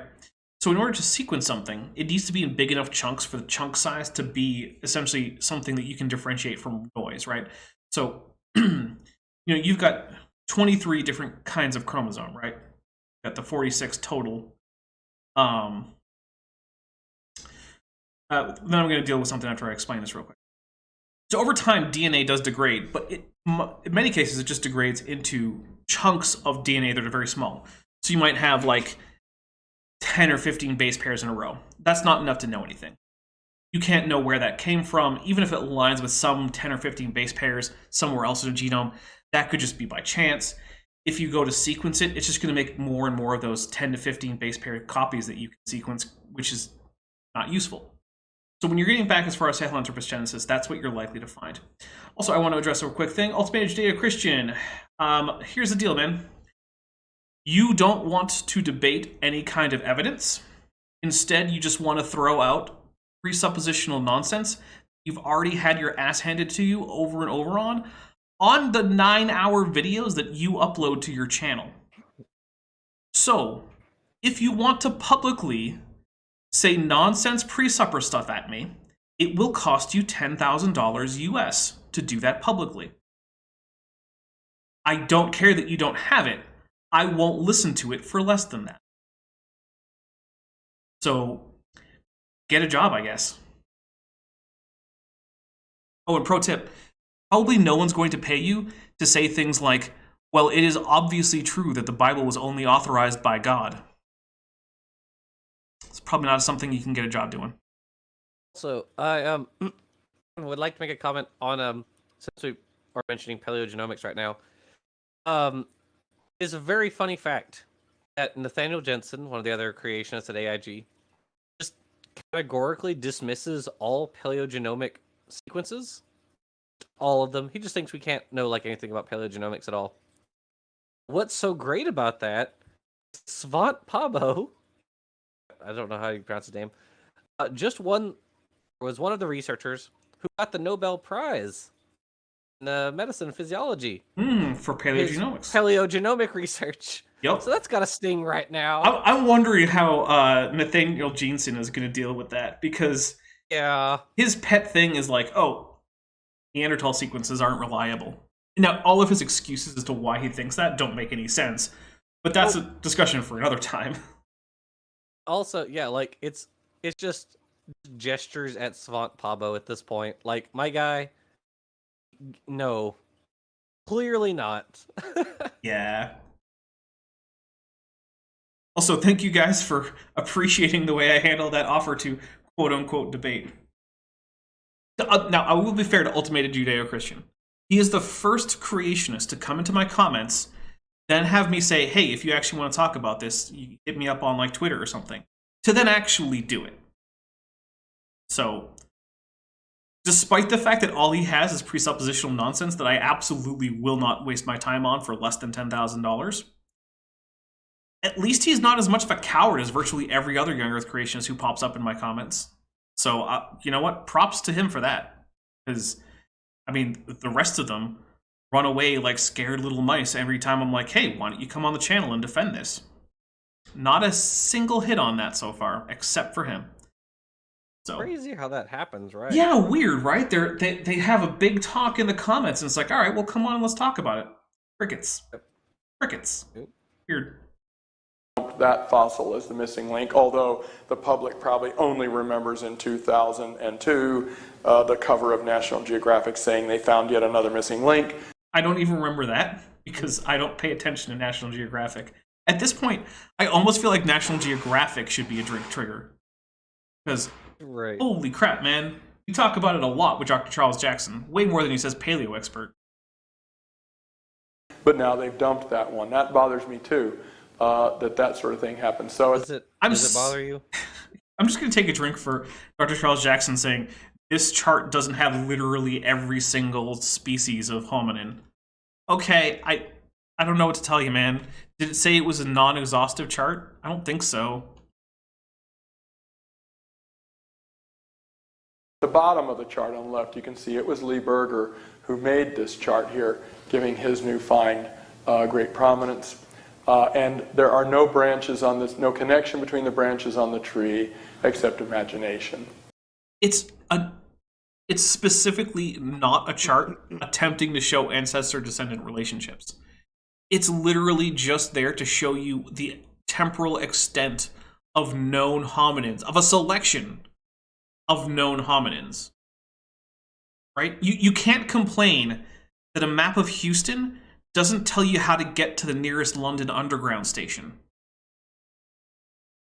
Because that's not what it's for. Taking a drink. If it does, you found a really cool map. Well, yeah, there's a very odd map of Houston if it directs you to London Underground terminals. Theos Rex for $5 says, "Damn, Dapper, $5 for that evisceration. I rarely hear you get mad, but when it happens, you tear people apart. Sure you aren't an apex carnivore." Almost the apex. Allosaurus edges me out a little bit, but yeah. Look, I'm honestly not really mad with Judeo-Christian. However, he's so ridiculous that it's not really worth anything other than kind of like an evisceration. Because here's the real reason that I kind of go with that. When we were chatting on Twitter in DMs, he asked me something like, "What is your response to this statement? The Bible is only authorized by God." First of all, I don't even know what he means by that, because I could think of like several different things that could mean, some of which are very definitely wrong, others of which are only probably wrong, and some of which are only maybe wrong. But here's the other thing. I don't care. So that's what I responded with. It was like, you can only say yes, no, or I don't know. I'm like, nope, you don't get to define what I can tell you about my response to your silly statements that I never asked for. That was the thing. Don't tell me how I can respond to you. I mean, maybe if, like, I don't know, we're in court and you're a judge, then fine. But in my Twitter DMs, you don't get to tell me what I can say and what I can't. Not gonna happen. Anyway. Okay. I'm going to sum up with this chart. And this was 2009 when Ardipithecus ramidus was brought forth by Tim White, and there is Ardipithecus ramidus there. Wait, Tim White brought forth Ardipithecus ramidus? Does Kent know about this? Because he's big on the whole bringing forth thing. You caught me off guard with that one. Okay. Like, for short. What? Like Australopithecus afarensis is Lucy for short. Sahelanthropus chinensis is Toomai for short. Well, okay, let's just go through this chart from Science Magazine 2000. I've actually never heard the Toomai nickname, but okay. 2009, which is one of the more recent have. and complete charts. I'm not using Berger's chart. Most evolutionists probably wouldn't either, although National Geographic likes it. Okay, guys, if you're ever running a camera, most cameras have an exposure setting. You're allowed to adjust it, just as a pro tip. Goodness, you don't have to rely on like the autofocus on auto exposure settings. You can just manually adjust that stuff if you're like the cameraman for something like this. I don't know. Or you could ask for the slides from Dr. Charles Jackson and then use editing software to edit these slides in full screen so that we're not looking at a weird angle of them cut off where they're hard to read. Just another thought. Doesn't sound real. I'm just helping out, right? I just want to make creationist video production better. Also, most cameras you can set the frame rate on. No. Maybe put your minimum somewhere around 24. And then maybe the other option should be, you know, like 24, 25, and 30, and not 29.997, because that's stupid. That was Milford Walpuff at University of Michigan says Sahelanthropus giganensis was actually some kind of an ape and not a hominid at all. Steve Marino for $5 says, Dapper, is Godzilla 1998 your favorite movie of all time? You may answer yes or absolutely. I'm going to say that's insane because that's not a real movie.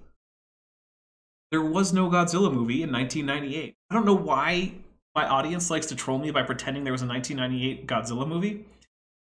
But whatever, I mean, it's fine. I wish there were a 1998 Godzilla movie. That'd be a new Godzilla movie for me to watch. Which, by the way, I still need to show a few people Shin Godzilla. If you guys haven't seen Shin Godzilla, go watch it. It's great. Jackson, have you seen Shin Godzilla? I have not. I don't think I've seen any Godzilla movies. Oh my goodness, Jackson, we're going to have to fix that.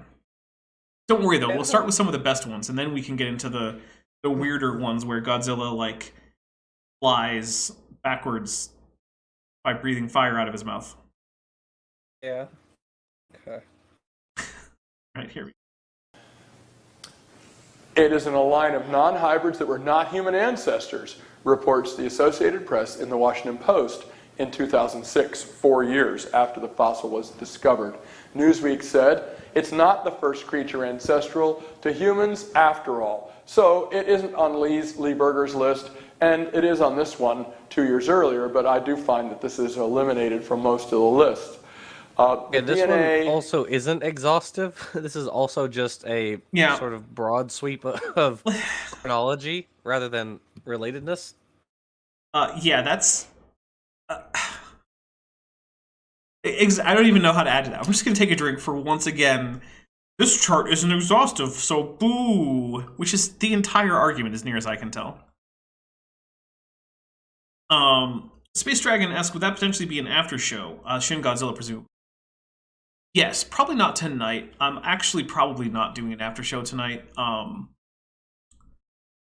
Kind of going back to the whole death in the family and whatnot. I've been just trying to take it easy for a while, and I need to do some, like, I just need to zen out. And what I'm probably going to do is I'm going to do some Satisfactory on my own.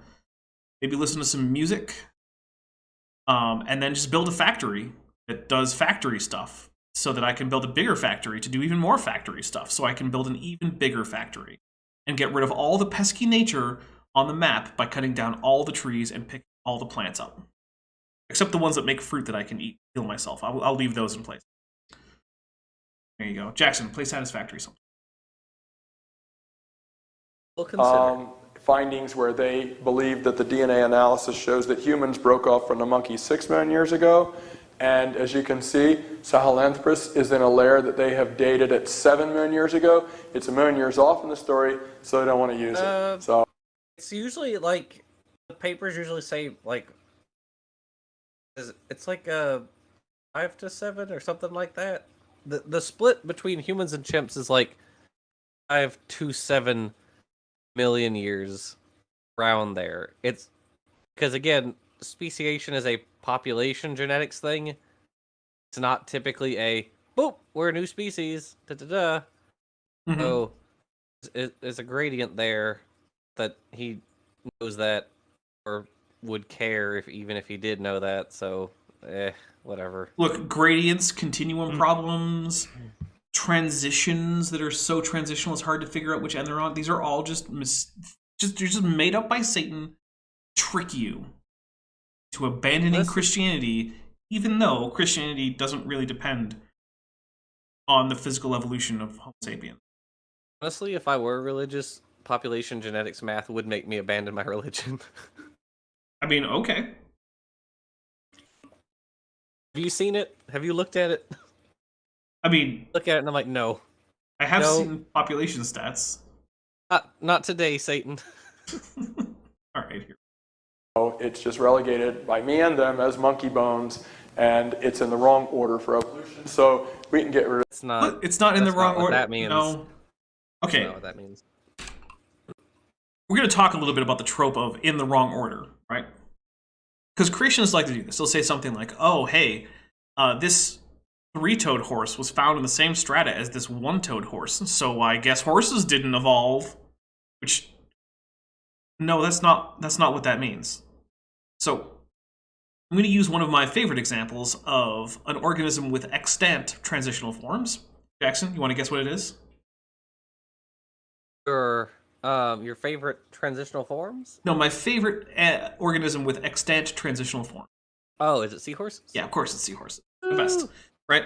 So we basically have all the stages of evolution of the seahorse, from like the fusing of the jaw into one big tube, all the way to the tail, prehensile tail, dorsal fin swimming male pregnancy weirdos that are the modern seahorse, right? They're still around. So, okay. Now, Jackson, I don't remember how long ago did seahorses evolve to be like anatomically modern seahorses? It was only a few million years ago, right?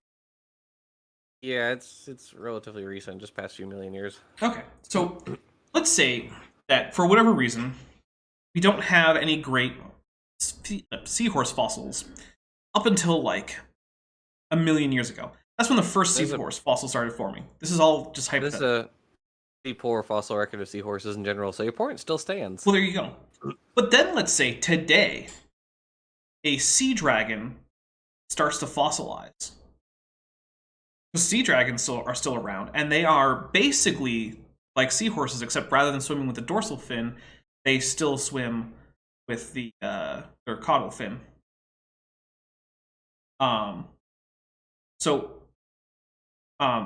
Then let's say in a few years from now, or not a few years from now, like let's say 100,000 years from now, what do you call them? The ones that are even less like seahorses and dragonfish. A pipefish, there it is. A pipefish fossilizes. And then another 200,000 years pass. You say, oh, hey, look, we found this seahorse, and then this thing that's almost a seahorse, we're going to call it a sea dragon, and then this pipefish. And we also have a fossil record of other signathiform fish, whatever. So this looks like a transition. And then someone comes back and says, aha, but have you noticed that the more primitive forms are geologically after the more advanced form? And then everyone's just going to say, yep, we noticed, we don't care. Because basal forms can persist while the derived forms are still evolving and still exist, and seahorses are a great example of this. They're very basal members of Signathidae, which is the family that includes the pipefish and the sea dragons and the seahorses. Seahorses are extremely derived, like crazily derived. They have insane skeletons, crazy life cycles, prehensile tails. I mean, come on, how many fish have prehensile tails? I can think of one. Not a lot. Right? Like, they're so insanely derived. But then you look at pipefish, and it's just like, it's a fish with a funny mouth. Yeah, that can all exist. Funny enough, there are even less pipefish like Signathiformes out there, because the seahorses and pipefish are just Signathidae. Yeah, Signathiformes is a bigger group. You have like the fish. trumpet fish and cornet fish, which look kind of like just fish, but with like a weird snout. So yeah. The NBeat points out that monkeys are fish with prehensile tails. Okay, that's fair. How about how many actinopterygian fish can you find with prehensile tails? Since we're being very technical today. Which is fair, because being technically correct is the best kind of correct. Which, by the way, in case you guys didn't notice, there is work on yet another Futurama revival. So, Really? yep. Apparently, the last holdout was the voice actor for Bender, but he's in. So, looks like the whole cast is in. So, maybe we'll get some brand new Futurama. I want it to actually take place with as much of a time gap as like from the last episode to like when the new episode airs, kind of like they did with Halo 3 and 4. Because at like the beginning of Halo 3, Master Chief says, "How long has it been?" And then Cortana gives you like the exact amount of time from the release date of Halo 3 to the release date of Halo 4. Okay. Anyway, here we go. Sahelanthropus chinensis. Now, UCal Berkeley said that Sahelanthropus and Auroran should be in the same genus. Well, if they're the same thing... Nah, it's not the same thing. I have not heard that. So, I don't know if he's reporting that accurately, but we're going to take a drink and we're going to talk about why. Saying that two organisms should be in the same genus is not saying that they're the same organism, right? Most genera have more than one species. The go-to one that I like is Canis, because most people have heard of a lot of the species in genus Canis. So we have Canis lupus, which is the gray wolf, which includes many subspecies, like the Arctic wolf, Canis lupus arctos, the dog, Canis lupus familiaris, Canis lupus lupus. There's a bunch of them, right? Okay. But then there's also Canis rufus, which is the red wolf, which, while being a little bit contentious as to whether or not it's actually a species, definitely not Canis lupus. If it's not a species, it's a hybrid population of Canis lupus and Canis latrans, but that lives in sort of like the eastern seaboard of the United States. We have Canis latrans, the coyote. We have Canis aureus, the golden jackal, right? These are all different species. Is a jackal a wolf? No. Is it a coyote? No. Okay, that's not the same thing. Saying these two species should be in the same genus isn't saying they're basically the same thing. Because members of the same genus aren't just the same thing. See it in cats too, right? We have the Panthera genus, which has Panthera leo, Panthera tigris, Panthera atrox, if you want to go with extinct members for the American lion. Then, what's the jaguar, Jackson? It's Panthera onca? That's a whole question you got there, Dappity Doodah. And Look it up. while you're looking it up, I want to answer a question for Inkboy, who says, "What is a direwolf?" So until recently, direwolves were considered to be members of genus Canis, but then I believe it was paleogenomic work that was done that indicated they were actually only loosely related to the genus Canis and probably shouldn't be, and no, definitely shouldn't be. And it is Panthera onca, as confirmed by LaserFan17. Good choice. Nice. All right, I remember Panthera onca. Yay! Ooh. It's not like I live in a continent that has them or anything. And genus is very close, then if Sahelanthropus isn't our ancestor, then neither would Auroran be. No one is proposing either of those are, so... Not only is no one proposing that, it also doesn't follow. Yeah. Who's the ancestor of whom isn't determined by which genus names humans give them. Taking a drink. Monkey for Banana says, "What is leopard? Panthera leopardalis?" I think it's just Panthera pardalis. But I am not positive. Oh, and apparently 2 jackal species got moved to their own genus. Was either of them Canis aureus? Because let's hope not. Yes, I did just name the Thundercats, basically. Vivia 666. Yeah. That actually reminds me. I had a roommate in the Navy, and at one point he was complaining about how basically he just didn't like anime. He's like, I remember when there were all these great American cartoons, like Thundercats, and I was like, my dude, check who made Thundercats, because it's not who you think it was. Because yeah, that was a Japanese import. And they also said Ardipithecus would be in that same too. So I'm going to go ahead and exclude Auroran tugenensis. There's not very much known about Auroran tugenensis. Oh no, Dr. Charles Jackson, like virtually everyone else, doesn't think that Auroran is necessarily a direct descendant or ancestor of Homo sapiens. Right. Great. Oh no. But all of these I can give you great detail on if you... Okay, Panthera pardus is a leopard. Okay. I was wrong, but I wasn't too far off. Origami Swami says, all these great American shows like Dragon Ball. Look, I remember when I was a kid, and I was surprised to find out that some of the shows that I liked were just adapted Japanese shows. So, want to focus. It's just this would take 2 or 3 hours to go through every single one. If there's any one of these that you've heard of, or that you think is the best case that you've ever heard of, we'll go into the detail, and I'll show you everything that I've actually got on that thing. Ardipithecus ramidus, Tim White said, it's not the common ancestor. Again, no one expects it to be. We're just going to drink for Charles Jackson not understanding the very basics of how evolution works, or how fossils work, or how cladistics work, or how any of this works, yet still thinking it's apparently appropriate for him to come up here and pontificate about it. And yet, here it is on this chart as an ancestor. It's a hominin. Yeah, Fossils, hold on, let me read this thing. Fossils of the human family. Okay, but Jackson, come on, you know that the only way to be a family is to be an ancestor descendant, right?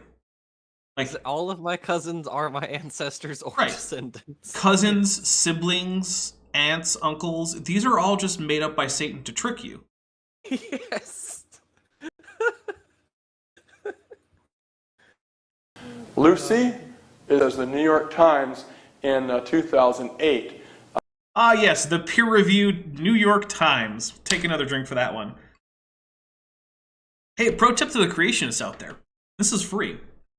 You're allowed to look at a secondary source like a pop sci outlet and then check the paper that they're reporting on. So that way you don't sound like a fucking idiot every time you talk about it. Just saying. Like, maybe if you read a Fox News headline that says that dinosaurs farted themselves to extinction, then maybe you should read the article that actually doesn't say that. Then maybe you could look at the paper it's based on and see that actually what's happening is that sauropod flatulence was being hypothesized to have contributed somewhat to the global warming trends seen throughout the Jurassic period. You could go that far, and then you don't have to look like so much of an idiot. But that's hard. It is hard. It's work. That's how science works. That's how science communication works, right? I'm not a scientist, but I fancy myself something of a science communicator. And you know what I do? I go check papers. Yeah. I read scientific papers sometimes. Dun, dun. It's what you have to do if you want to know what you're talking about. And I do. That's why basically every video that I make from my scripted video series has at least a few scientific papers in the sources link. There's also usually other stuff, like when I say, oh, this creationist said this or that, I'll have a link to that or something. Or, if I need to say, well, hey, Andrew Snelling, I know you're lying because you said this in this paper and you're saying this now, I'm going to link to his paper. But yeah, my sources usually include a fair few scientific papers. And a lot of this is because Africanus and Afarensis have a revolutionary reversal. Afarensis almost certainly did not walk like us as Scientific American. Well, okay, it depends on what you mean by like us, right? So, is the locomotion of Australopithecus afarensis identical to that of modern humans? No.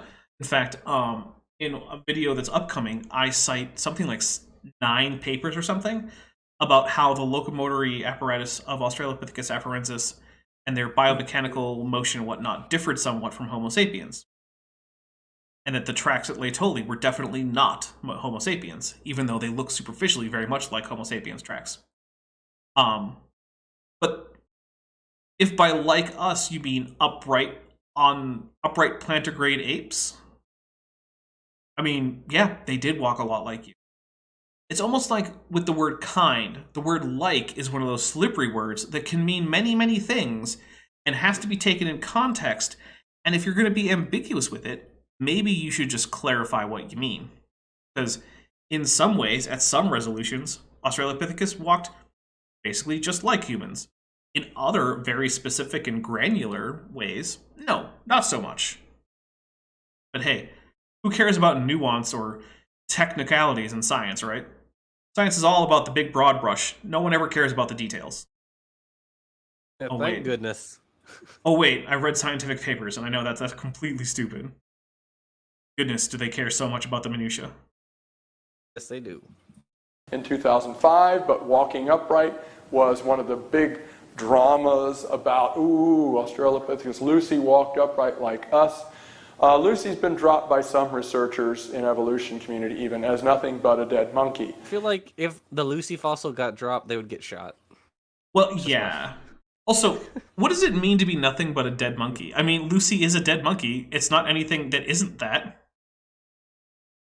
Also, I took anthropology, biological anthropology, the guy who studied Lucy's pelvis. Oh. Did a lot of work on Australopith pelvises. His name was Robert Tague. He was a really cool dude. I liked him a lot. Nice. He was one of my favorite professors I've ever had because every day, or every class period, he would come in, he would say, "Today is a wonderful day for anthropology." Nice. And that's freaking lit. And loved it. He was such a cool dude. I also had an anthropologist on my channel at one point, and I was like, "Are you familiar with Robert Tague?" And he was like, "Oh yeah, I know that guy. Met him at conferences." Nice. By the way, Silver Harlow says horses locomote like spiders relative to amoeba, and yeah, basically that's true, right? Walking around on 8 legs with a phased offset is a lot more like walking on 4 legs with a phase offset than it is like oozing pseudopods out of your cell-like membrane. Like, yeah, that's what I mean. Like, did Lucy walk like a human? Well, depends on what you mean, man. But actually, we're going to start wrapping it up because we have been going for just about 2 hours. Jackson, do you have anything that you want to tell people about? Just in general? Yeah. Especially stuff if it's, up coming on your channel, but also if, you just have stuff you want people to know about, let them know. I guess in general, watch Apologia's recent video. Yes, it was about Kenthoven, and it's quite good. And it's not your normal Kent's an idiot spiel. Yeah. Actually, this dude is if not directly harming people himself, which that does seem to be the case, also facilitating harm towards other people. So, interestingly, definitely watch that new Apologia video. While Paul was working on the final editing bits, he and I were watching Hellraiser too. So yeah, he was trying to pay attention to a horror movie with me and a couple other people as he was finishing up that editing. So the other thing that's happening is Sloth's Tail is the next in the Ancestor's Tale video. We just put out the Seal's Tail a couple days ago. I was expecting crazy comments, but nothing yet. I'll try to send something like seals are, and I'll come up with some kind of David Petersy thing. Like seals didn't evolve from carnivorans; they're obviously transitional whales, multi-tuberculates. Let's go with that. They're late surviving multi-tuberculates that just convergently looked like caniform Arctoidean carnivorans. I hate that. It's the worst thing I've heard all day. Is it really worse than cetaceans are? Well, mysticetes are desmostylians, or that Tenrex are the ancestors of odontocetes. Penguins and pangolins are sister to each other, guys. That's how it is. I don't make the rules. You can tell because pangolins have boobs. They kind of do, though. Never. I mean, have you seen elephant boobs though? It's whack. Yeah, that's true. Anyway, it's very whack. But the Sloth's Tail is next. The Seal's Tail was really neat. A lot of fun doing research for that. Also had Erica helped us with that, so that was cool. Nice. So yeah, we're just kind of trucking along with that. Good times. Awesome. Well, let's take a look at what's coming up on this channel. Let's see what we got here. So Thursday is going to be Natural Selection Rebunked, episode 2 of 3. Then, let's see, on Saturday, I'm not sure. So I'm trying to get together a group to read some creationist tracts, but specifically not chick tracts. I found one by Dwayne T. Gish. I'm looking for a few more. And so I'm hoping to get that together for Saturday, but some of the people I want may not be available. So if that's the case, it'll probably just be another Dapper Reacts. Tuesday the 1st will be Kent with Bent 90, whatever it is. Thursday the 3rd will be the Natural Selection Rebunked Part 3. Saturday the 5th, if the tract reading doesn't happen on the 29th, I'm hoping that the tract reading will be on the 5th. So maybe that'll be that. That's as far ahead as I'm going to look for now. By the way, I am still considering whether or not to do like a spooky movie marathon on my Discord server for the channel members and patrons. Sort of you can drop in and out, and we'll just have a big long list of movies that I'll just play in a row. I might do that because you know what? It's fun. I usually take Mondays off anyway. So yeah, if you're a channel member or a patron and you have thoughts about that, let me know on the Discord server or in Discord DMs. Other than that, I think that's it. I'm just going to leave you guys with the end credits. Thank you guys. I really appreciate all of your support. I hope you guys have a wonderful week and that I see all of you on Thursday. Thanks for watching, but before you go, I just want to say a special thank you to my channel members and my patrons, especially those pledging $20 or above.